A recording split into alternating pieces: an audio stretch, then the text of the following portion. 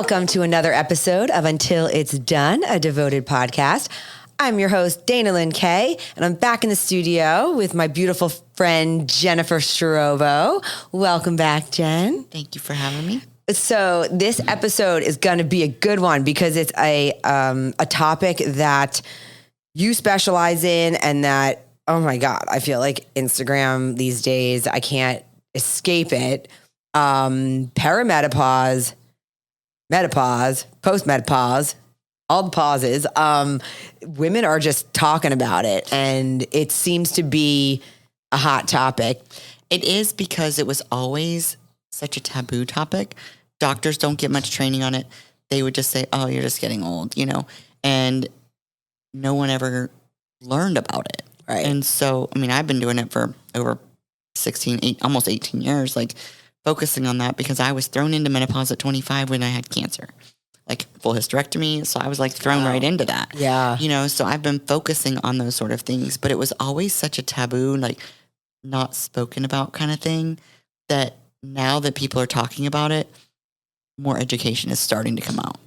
Yeah, which is great because, there are a lot of women who are confused and they feel like they want to throw in the towel. They're not too sure what direction to go. They feel like they've lost control over their bodies, or they just don't recognize their bodies anymore. It's like we're cruising along for how many years, just, complaining every month about our menstrual cycles and all that. And then all of a sudden, all these changes start happening again. And now you're it's like you're going through puberty again, but in the opposite direction or something. You are. And I will have new clients start with me and they're like, well, my doctor said it's just part of getting old. Well, it's not. It doesn't have to be. It's just changing up what you're doing to something different. What you always did before is not going to work anymore. And why do they say that? Why is that? Why, what kind of things, what's an example of something that maybe a woman was doing through her 20s, 30s, maybe early 40s, and now it's not working? Why isn't it working? What do you mean? Well, maybe they didn't lift weights. Maybe they just kind of ate whatever they wanted here and there. Maybe they did do a bunch of cardio and went to a bunch of HIIT classes constantly. Maybe they were doing all those things, and now those things aren't going to work because of a few things that are happening on the inside. You are becoming less insulin sensitive. Your cortisol is staying a little bit higher, which is messing with your estrogens as your estrogen and progesterone are changing. Mm-hmm. You're starting to lose muscle mass naturally. Your metabolism is not slowing down, but the things you start doing become a little bit different.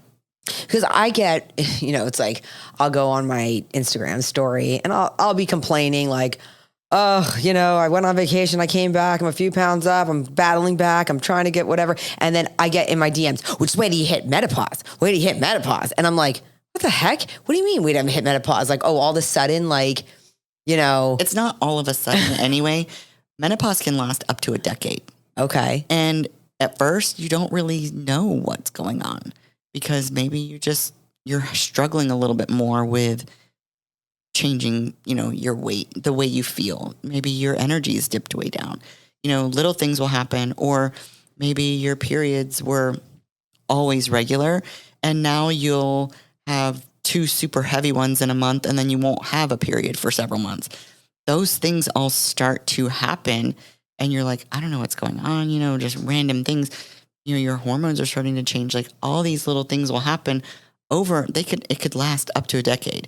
It could start as early as 30, 35 years old and slowly creep up on you until, you're over 50. It just all depends. Everyone's body's different. Just like going through puberty, everyone starts at a different age. Right. So now, do you think women can get in front of it? So by saying that, I mean, okay, so I started testing my hormones after I got this IUD removed and there was hormones in it and everything was kind of wonky and thrown off. And I noticed that my testosterone was really low and then my progesterone was really low. But see, I'm still getting my cycle every month. Oh yeah. The hormones will start changing and your cycle will be the same. Or the cycle will start to change and your hormones really haven't started fluctuating as much yet. Everyone's stages of perimenopause is different.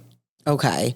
And then do you think So what, by saying like, can we get ahead of it? So if I started then working with like somebody who helped me with hormones, and then they prescribed things to keep my hormones as balanced as possible, will that help me navigate through perimenopause, into menopause, postmenopause better?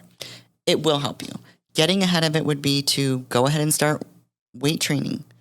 Build that muscle that you're going to slowly start to lose. Getting ahead of it would be making sure you have annual blood work and having, which even insurance companies oftentimes will not cover a full sex hormone panel and thyroid panel just because you've requested it. Right. You should be allowed to request that once a year and get that. And a lot of physicians won't do it at all because they're like, this is just part of getting old. You have to get used to it. No, because I'm not saying just start HRT all of a sudden. Right. First of all, you need to have a good nutritional foundation. You need to have a good fitness, habit going at least. Get those foundations going that support those hormones, and then have your hormonal blood work done.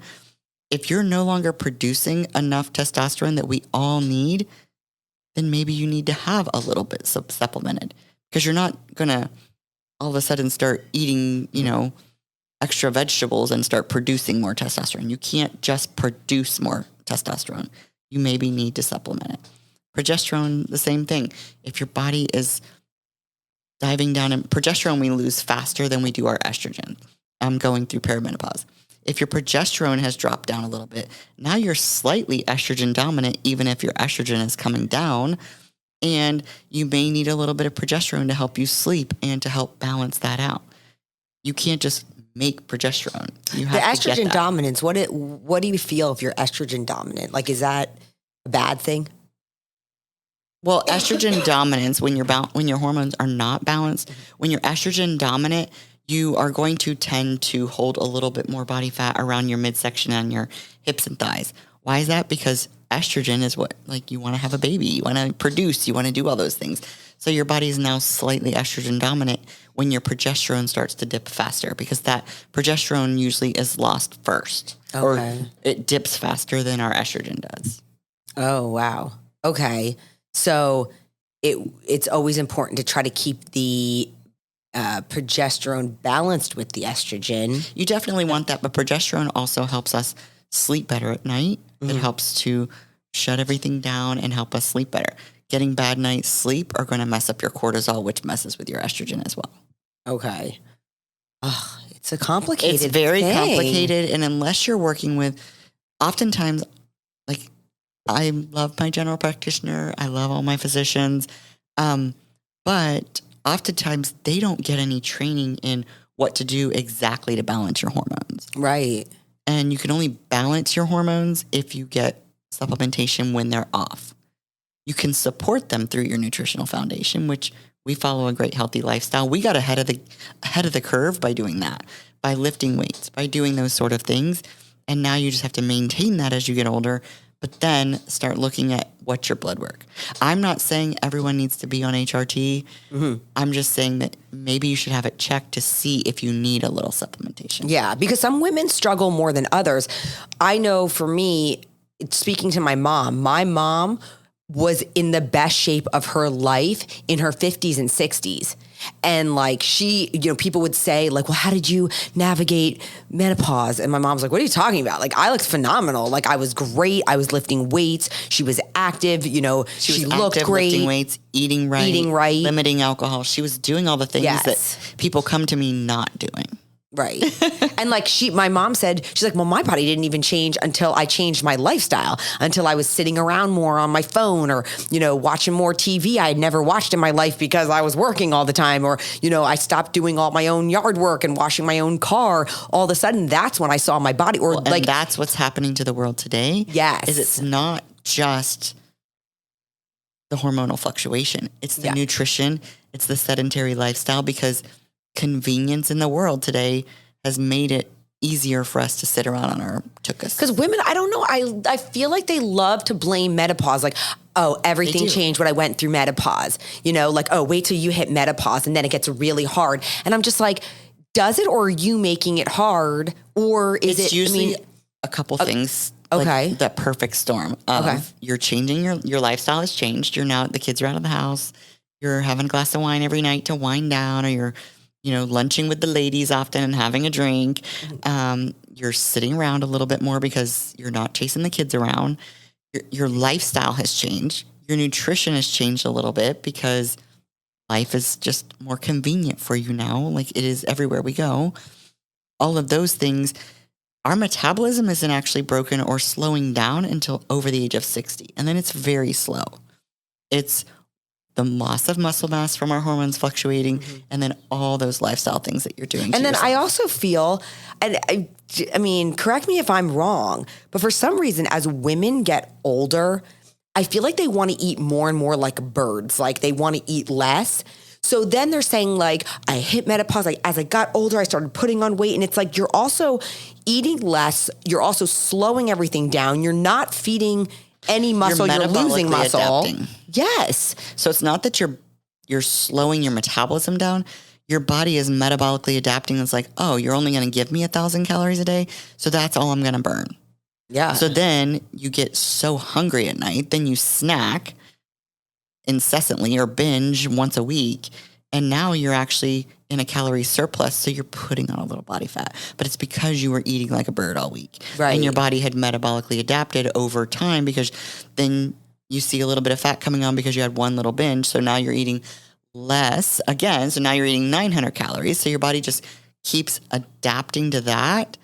Your metabolism isn't actually slowing. Your body just only wants to burn that much to help you survive. Right. Because I see two types of, when like maybe mainstream types of body types, when the women say, oh, once I hit menopause, it's either where their whole body's kind of like spread and they put on weight in their midsections and their thighs and their butts and all that stuff, or women who like can severely undereat.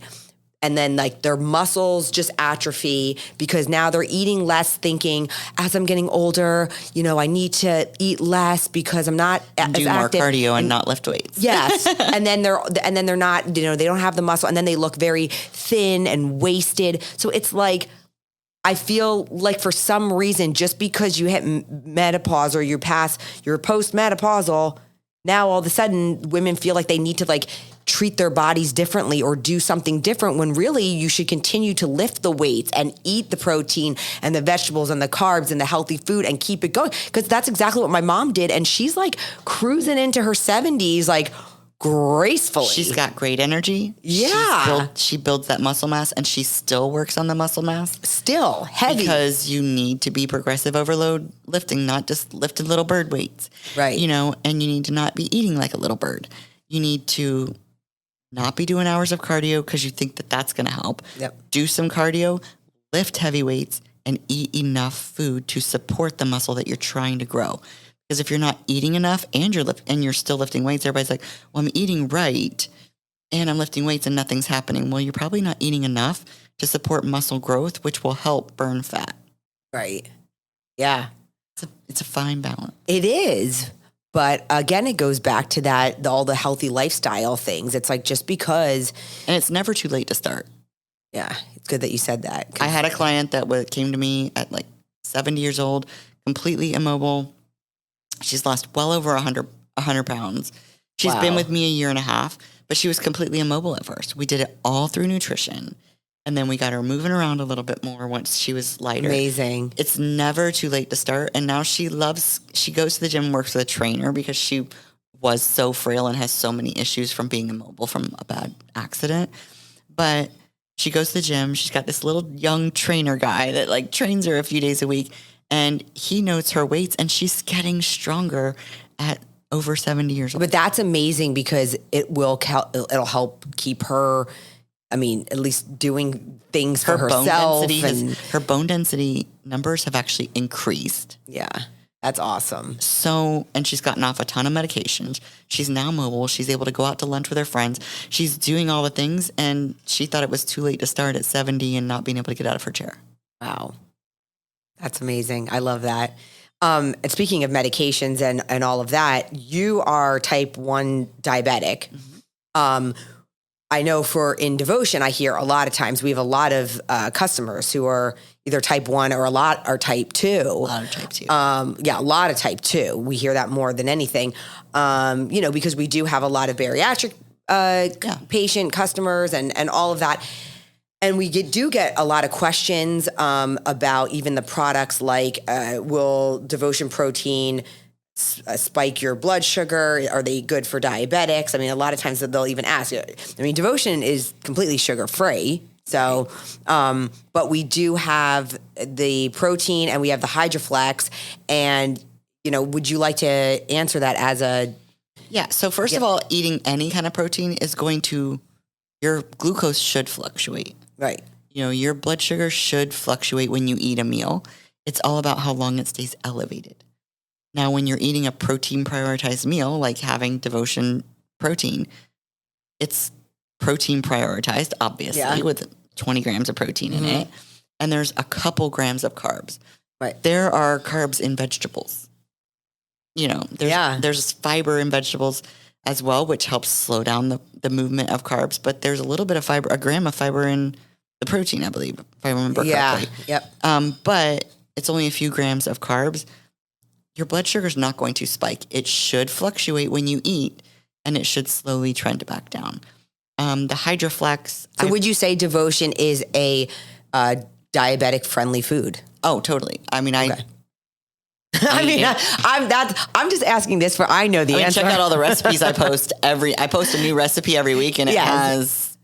I knew the answer, but I was like, let's just let Jen say it because she's type 1 diabetic. People ask me all the time, and it's like, yeah, guys, but since, you've been eating it for years, that's why I knew the answer. I'm like, okay. And I always use you as an example. I'm like, my girl Jen, loves Devotion. She's been eating it. She hasn't had a problem yet. So, I mean, I've been eating it since your inception, Yeah, from exactly. day one. Yeah. So, yeah. And I just finished an article on why whey protein is actually so beneficial to us, even as we age, but also for diabetics, because it helps so many processes in our body. And it's the most bioavailable protein. It's going to move fast to your muscles. It's going to do all the things. Yeah. So it's a great product. It's a great diabetic friendly product.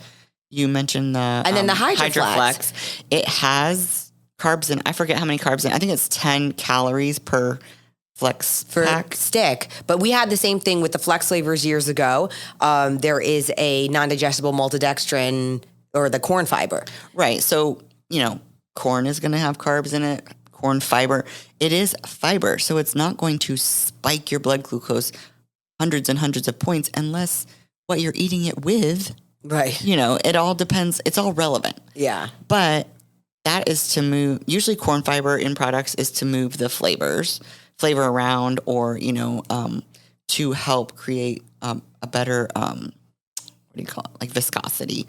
So, that is not going to affect your diabetes in any negative way. Okay. Your glucose is going to fluctuate slightly. It's not going to spike it, at all. And then also what you're doing and coupling along with your protein powder or your HydroFlex, that's going to all come into play. Yeah. And so many people want to find one thing to blame, like they want to blame menopause. Yeah. Or, well, I'm type 2, diabetic, so I can't have that. Actually, you want to create metabolic flexibility by having the right amount of carbohydrates, but couple it with a healthy fat that slows the effect down. Make sure you're getting adequate fiber. Make sure you're prioritizing protein with all of your meals. There's so many things that come into play with that, but the Devotion protein and the HydroFlex, totally diabetic friendly. I use them daily and my clients do as well. Okay. That's great. I'm glad that you said it because you get asked that a lot. Oh my gosh, we get asked that all the time. Is Devotion Nutrition bariatric friendly? Is Devotion Nutrition diabetic friendly? We've had people, Weight Watchers. We have people, who do all the other things, keto and this and that. And it's like, yes, it's friendly for everyone. I have yet to, we even get asked, is Devotion for can pregnant women have Devotion? I always say, ask your doctor, always consult a doctor. You need to, because every OBGYN is going to have preferences. Yes. And I never, as an integrative health practitioner, as a nutritionist, I never go against what an MD is saying to their client. Right. To their patient, because that's not fair of me. Yeah. And that physician prefers that. So, Yeah. okay, perfect. But I have had pregnant clients. I have 2 clients that just had their babies in the last 3 months, and they all used whey protein. Yeah. My doctor is like, I remember when I got pregnant with Bodhi and I was like, okay, is there anything that I shouldn't be eating? And they were like, don't eat paint chips. And I was like, what? Like, with like lead in the paint chips, whatever. Right. And I was like, okay. And then so like, I never had anything that was off limits. So I definitely a lot of physicians will say, don't eat canned tuna because of the mercury and all these things. Well, the cleaning supplies in your house have got all kinds of lead and toxins in them. All kinds of, yeah. There's so many things, but a lot of physicians, maybe they're old school, or maybe they just have their things that they want to stick to. And you should always listen to your physician first. Yeah.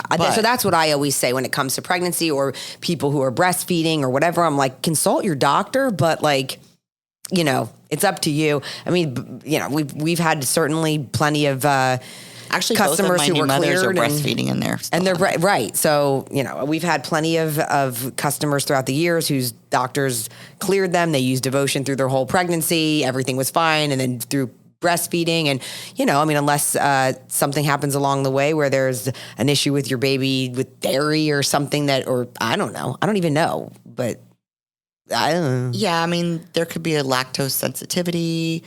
Random different things could happen with every baby. That's why there's all those different baby formulas out there. Right, exactly. But baby formula, regular dairy baby formula contains whey protein. Right, exactly. Exactly. That's why, Check the labels. Yeah.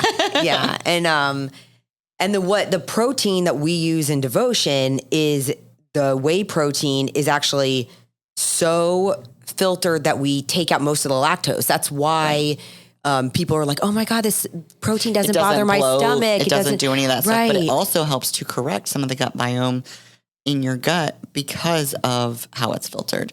And, whey protein can do that. Incorporating small amounts of dairy, there should, food sensitivities come from having a bad gut. So you can slowly correct that. It doesn't mean you need to eliminate foods. You may want to start with an elimination thing, but slowly add them back in and rebuild that gut biome. Yes. Yeah. I did that before because I had something that was bothering me. And so you just want to figure out what it is. I did the food sensitivity thing and for a while, and there were things like zucchini and I was like, oh, maybe okay, I'll just pull those out. So I pulled out a bunch of the things. I can't remember what they were. It was like turkey, poultry. It was like things like that. I'll come up with all those things, but it really has nothing to do with the sensitivity. It has to do with your gut. It was the gut. Okay. Yeah. Well, I ended up adding them all back in. I eat everything now. My gut's fine. Everything's good. I don't know what the heck happened. What the issue. We'll go through times where our gut bacteria is just not where it needs to be. Yeah. Maybe you did do something that messed it up. Maybe you were on a bunch of medications, a bunch of antibiotics, doing a bunch of different things like that can mess up your gut bacteria, and it needs to rebuild so that it can tolerate. Will it rebuild naturally, or do you need to add something to? You don't necessarily need to add stuff, but I do believe in glutamine is great. Making sure you've got enough magnesium every day. Yeah. Magnesium, 95% of the world is deficient in magnesium. Oh, so yeah. Supplement with magnesium. But glutamine is a great gut aid I love as well. glutamine. Yeah. And then there's a couple other things. It all just depends on where you come to me from. Yeah. For it. Yeah. Yeah. Okay. Yeah, I'm a big glutamine person. I love glutamine. Well, it's great for muscles and recovery and all of that. Yeah. But it's actually able to be used as a digestive aid when you take a little bit more of it. Okay. Mm-hmm. I actually use glutamine twice a day. So the main ingredient in our gut health product, that GI Tranquility, is glutamine. That's the number one ingredient. And it's great to use in the morning. It's great to use during your workout. It's great to use at night. Yeah. And we make it the hot apple cider. Oh my God, I love that one. That one's really good. I don't talk about it enough, and I should. That product is really good for gut health. There's 5 grams of glutamine in that little tiny scoop. That's the main, and then there's you definitely want to have at least most servings of glutamine is 5 grams, so that's perfect. Yeah. It's got the aloe vera. It's got maitake mushroom, slippery elm bark, marshmallow root. It's got like all kinds of great things in it for gut health. Yeah, I love using aloe. I use a brand of aloe like that I'll take with my magnesium at night. Yeah. I've had the GI Tranquility. The flavor is great. But I love like apple juice, apple cider, apple anything. Yeah. But glutamine, aloe, there's so many different things that you can use. And I guess you've got it all right there in that product. Right there in GI Tranquility. Yeah. No, I love that product. That's like the one product that the wellness line I was like tinkering with getting rid of. But that GI Tranquility is hard to let go of because it's such a good product. I really like it when people use it because people swear by it. I have people who order, 2-3 tubs at a time just so that they don't run out because it really does help, especially like bariatric people. They have like some issues sometimes going to the bathroom after their surgeries. And for some reason, it just gets things going. It helps their gut. Well, it's helping to correct the gut biome from all the medications and things that they were on during the surgery and after the surgery. Yeah. I have 3 bariatric clients right now. Maybe 4. Can't remember. But it really helps them. Yeah. Because it's just correcting their gut. Mm. And your gut gets so messed up. Plus, if you had to have bariatric surgery, you are obviously not eating what you should be eating. Right. So you've ruined your gut. Yeah. Right. Yeah. Or most. I don't want to couple everybody in, but now, as a diabetic, you're type 1, you've had to use artificial sweeteners your whole life, right? Yes? Yeah, and I don't utilize a lot of it, like when I'm baking and doing things like that, when I do my recipes. I don't utilize a lot of it, but people will ask me, what to use and stuff. Alternative sweeteners are not going to harm you. The studies that show these things about alternative sweeteners, they're literally having these mice ingest like 10 times the amount that we could possibly ingest. And they're like, oh, there's a trace of this, in it. It's not going to harm you if you're using it here and there. Okay. So for the record, artificial sweeteners are not going, they're not like, it's so funny. The other day I was having this talk with, I don't recommend relying on them 24/7. Right. I do. Because then you just crave sweet. Yeah. Well, I have a just sweet crave tooth. sweet. The thing And you have is, a I sweet always tooth. had a sweet tooth. Right. So like that's what I choose to use because like I do need something to combat my sweet tooth. I've had a sweet tooth my whole life and I like sweet. And so artificial sweeteners in things instead of sugar. Sugar for me triggers me to want more sugar. It just does. Like if I start eating, I can't. If it's something artificial that has artificial sweetener in it, I can eat it and feel satisfied and move on with my day. If I start with something sugary, I keep going and I keep going, and it's just the way that it is for me. And everybody's different. Because if I eat like a couple Hershey Kisses and they've got that sugar in it, and I'm like, oh my God, that's so good, I'll keep going. Like I'll keep going back for the Hershey Kisses until the whole bag is done. But like brownie batter devotion is super chocolatey and it's sugar free, and I can eat a pudding of that. And and you're satisfied. I'm good. I'm satisfied. It didn't make it fills you up because it's got protein in it. It's not just a pure cookie. Right. So it filled you up because it has the protein in it. Yep. And protein is slowing down the movement of anything, of any cravings. But for me, because for decades, like I love a good cookie. And not everything has to have a protein treat. Not everything needs to be a protein treat. Yeah. Well, it's really good, and I like them. Well, and it helps you get in extra protein because so many people are under proteining. Right. Yeah. And so that's what I use in my recipes. But some things, whenever they have so much, like a lot of my recipes, I don't add more artificial sweetener. There's a little sucralose in the protein, in the protein powder. So I don't add any more because when I do, it makes it too sweet. Yeah, I rarely. You won't see me adding extra utilize sweetener. them. I will add that as an option in a lot of my recipes and just put optional because you don't have to use it. I don't add in any extra sweetener. I utilize high fiber fruits to sweeten things. Yeah, I posting banana blondies tomorrow. And so the fruit, it's got fiber in it. It's got the banana sweetness in it. And I utilize that. And then, of course, protein powder. Okay. Because I don't use any of the extra, I will be blown away when I see people, say they're making a devotion profi and they'll take the salted caramel cone protein. Which is very sweet. Which is already sweet. And then before they're pumping in all those, syrups. And I'm like, whoa, like that's going to be really freaking sweet. So like, and it's just the lifestyle that they have led. And so they do that. That's like, that is overpowering. You go That's to a a coffee lot. shop and you order a black coffee. They look at you like you've got 10 heads, but the person behind you Who wants orders 10 something with pumps like, of a vanilla? can I get 10 pumps of this and then 3 pumps of that and 2 pumps of that? And can I have the whip and can I have that and can I have this? Well, now you're not That's having, like the norm. you're not having coffee. You're having 1,000-calorie drink With so much like pumping, whether it has literally- sugar or the artificial Well, sweeteners. it's usually all sugar stuff. Yeah. And it ends up being over like a half a cup of added sugar or something like that. Yeah. Now, if you want something like that once in a blue moon, go for it. Yeah. Nobody's telling you, like, I'll have regular cookies like tons of times, you know. Yep. It's totally fine. But it's when you're doing it constantly. I was going to say, same with like, a all the lot of artificial people aren't sweeteners. going just once in a blue moon. It's That's like, if the you're thing. eating that way, you're eating that way all the time. Like, for me, I'm not like, oh, today's my Starbucks 10 pump of, you know, like, I'm not like randomly. I feel like these people lay in bed at night to try to come up with their Starbucks, the craziest Starbucks order. Yeah. Because it will have this list on, you'll see it waiting there. Seriously, when I'm like, I'll just have a black coffee. What do you want in it? Just black coffee. That's it. And they just look at you like you're crazy. Yeah. Still, it's $5. And then, you know, the person behind you has got this, you know, I feel like I'm being punked when they're listing this stuff off and you're like, that is all in that little cup? Like, I just don't even know how they do that. It's just a lot, I guess. Or people will recognize them from the Starbucks. But people just want sweet.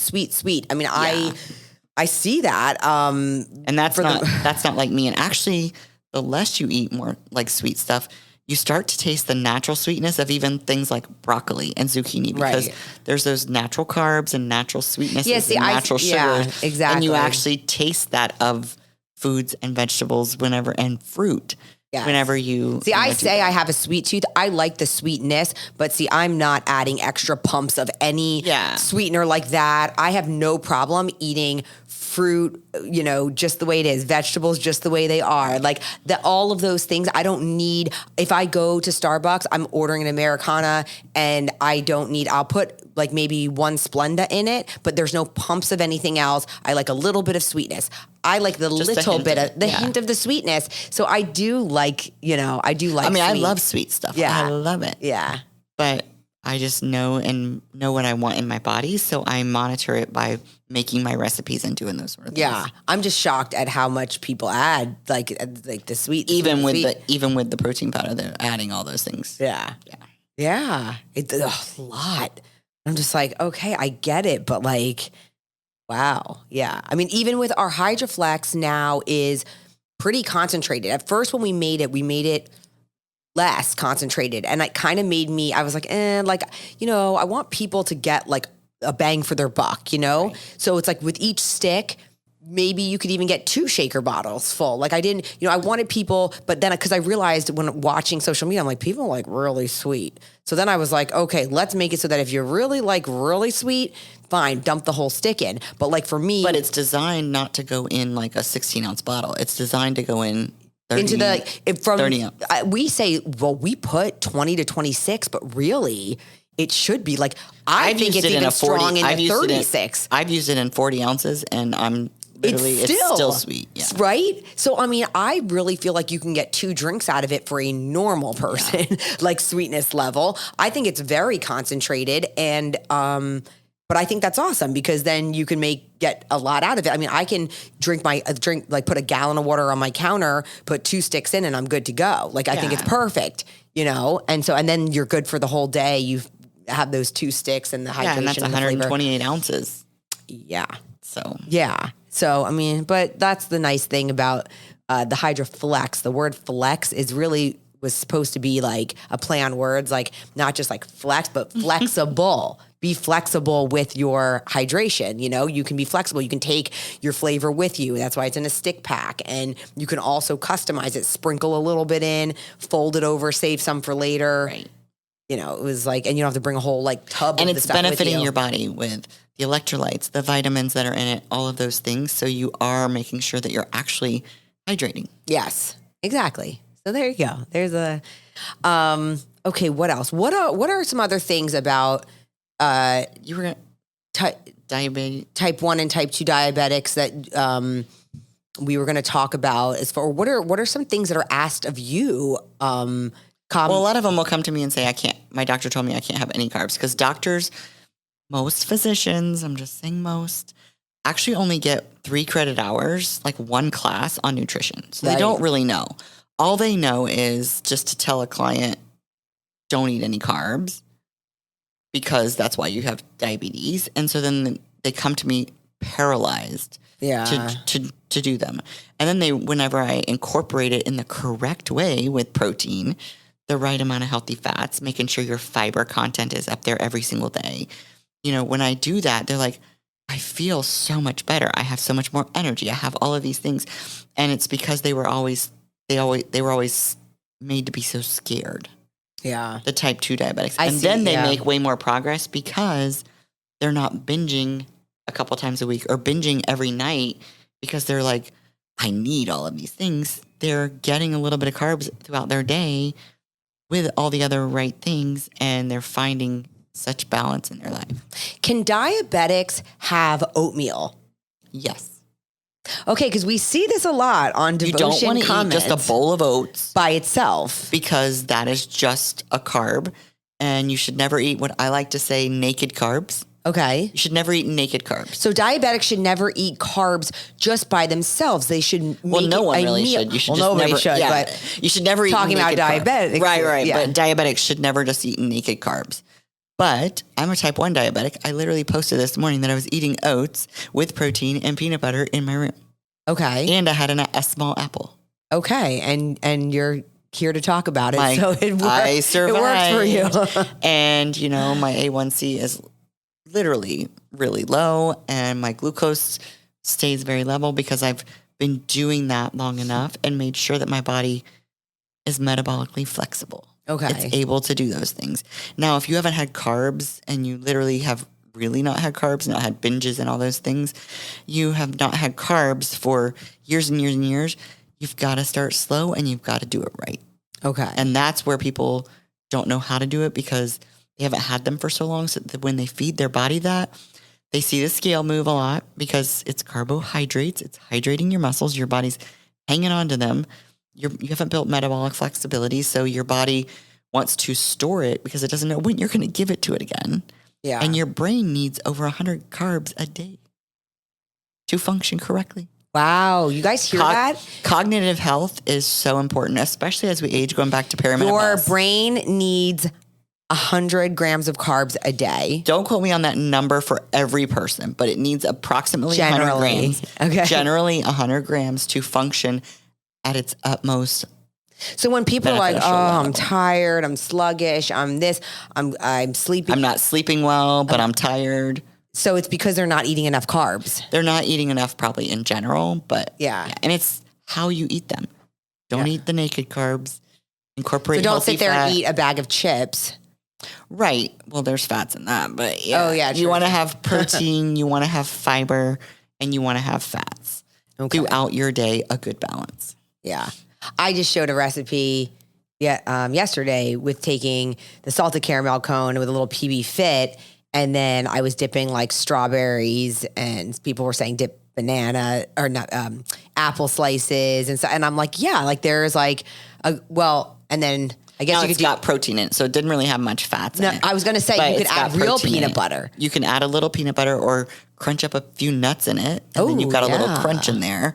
I mean, but it's all relevant. Nuts and fat sources can add up really fast. Right. So, like 14 almonds is 100 calories usually.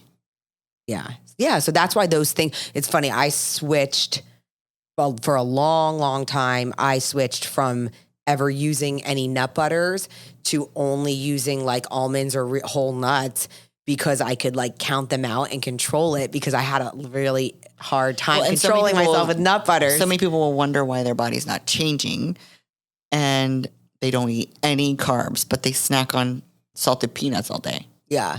So 20 little peanuts, this is just a rule of thumb. Obviously weighing them makes a difference because peanuts are very Different size. Yeah. But 20 little peanuts is 100 calories. So if you're grabbing a handful can be 10 or it could be 30. Sure. And if you do that a couple times a day through the break room at work or whatever, you're obviously going to keep gaining body fat. And then you're going to think it's carbs. And you're like, but and I'm you're gonna not think eating it's any all carbs.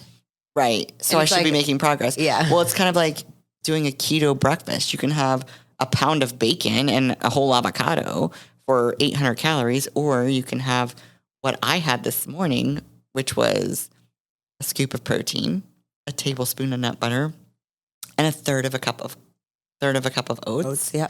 Yeah. Less than 300 calories. And I had carbs and fats, and I was full for several hours. Right. That bacon and all that stuff, you're not going to stay very satisfied, but you're going to gain tons of weight. But they're like, but I'm on the keto diet. Right. And I don't eat any carbs. And oh my God. So funny. My neighbor, every time he drives by me, he's trying to lose some belly fat and he'll be like, I haven't had any white pasta. I haven't had any white bread. and I'm just like, I had someone recently literally quiz me. Every response that I gave was like, but what types of bread do you use? Bread is bread. And I love bread. Yeah. And I eat bread all the time. And it's like, well, what bread should I order when I go to a restaurant? Whatever bread you want. yeah. It's all about portion size. Right. You know, whatever bread you want. Do you like the wheat bread? Do you like the white bread? Do you like the Yeah. sourdough bread? Do you like the nut bread? Whatever bread you want. It's all about portion size and what is, going on. Or people will say, well, should I eat white rice or brown rice? Actually, white rice is easier to digest. Brown rice is going to have a little more fiber. Right. It all depends on what do you like?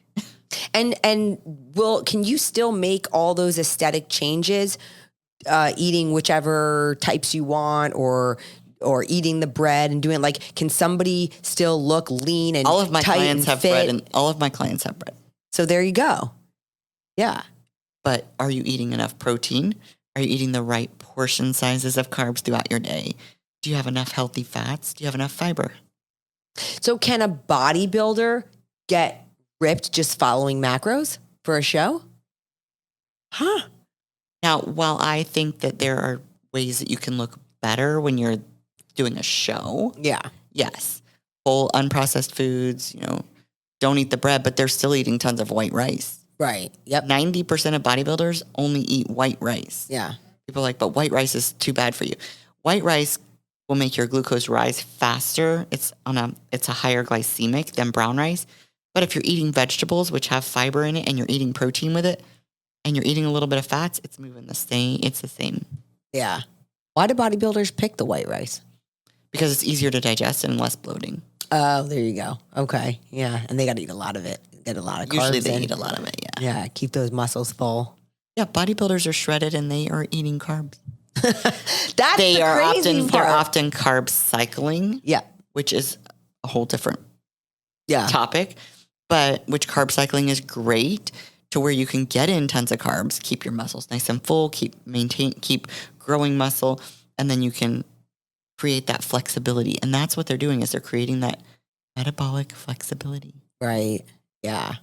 And what do you think about refuel days? When is it okay to just let go and just have a day? Or when is it okay? Because I think everybody wants that hall pass to be we're barbecuing this weekend and And it's all about it's not a barbecue buffet, it's just a barbecue. right. So you don't need to eat until you're uncontrollably uncomfortable. It's not a barbecue binge.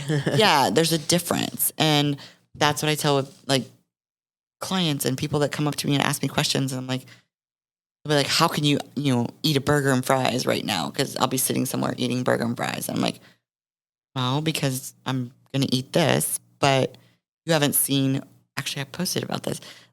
People will be like, well, you don't have to diet because you don't have 40 pounds to lose. And I'm like, well, what I do every day keeps me here. Maintenance takes just as much work as losing body fat. Yeah, it does. It's about creating those habits and things.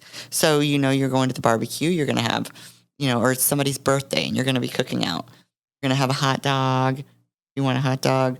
You're going to have, prioritize, get some vegetables in. You're going to have a cupcake or a little slice of cake. You're going to do those things. And that's totally great. But you're not going to eat the whole cake. Right. You're not going to eat 5 hot dogs, or you shouldn't. And You're not going to drink a 6-pack of beer. Yeah. Or you shouldn't. But if you do, just move past that meal and get right back on what you were doing. don't go into that deprivation thing, because then that just creates that cycle. I think the key is like remembering, like, look, this isn't your last meal. Like, you don't have to, like you said, don't eat like it's like your last, like, and it's like chance to ever have a hot dog. Like, you don't need 5, like. Right. Or just because you're going on a cruise. First of all, I don't get people going on cruises and binge eating at breakfast. You can have eggs and bacon and toast every day of the week. We live in America. Yeah. Or like binge eating it to me at Halloween. There's mini Snickers bars around go get 365 days a year. So why did you just eat 20? Yeah. But I have never understood the clients that will be like, well, I'm just going all out on my cruise. So you want to lay by the pool on a cruise and feel like a bloated whale? Well, because I think that people feel like it's like, this is my time off from work. I'm spending my hard-earned money. And so I am going to just go on this cruise. I'm going to eat the food and I'm going to enjoy, because joy is attached to food. And it's that whole thing. Like, I can totally enjoy the breakfast and have eggs and bacon and a piece of toast and maybe a little pancake. But I don't enjoy your trip. But I don't need to have 5 plates of it. Right. And I'll eat out every night. And it's reprogramming our minds, because that's what happens when people are like, this is my trip and I'm taking time off and I'm going to, and so it's like, I pick and choose the things that I want to indulge in. Mm-hmm. Traveling all over the world, speaking and competing. I would want to indulge in the delicacies that were local. Right. Because you don't get that all the time. Exactly. I'm in India, I'm in Australia, I'm in Prague, I'm in Italy. I'm going to indulge in the things that I want. Right. Do I want to have a croissant in France? Yes, I'm going to have that, because, who doesn't want to have that? Yeah. But do I need to have 6 of them? No. Right. It's more for the experience and make life about what's going on around you, not just what's on the plate in front of you. Right. Yeah. That's good stuff. I like that. Enjoy life, and you can indulge. Do it. We all do. We all need to. Yeah.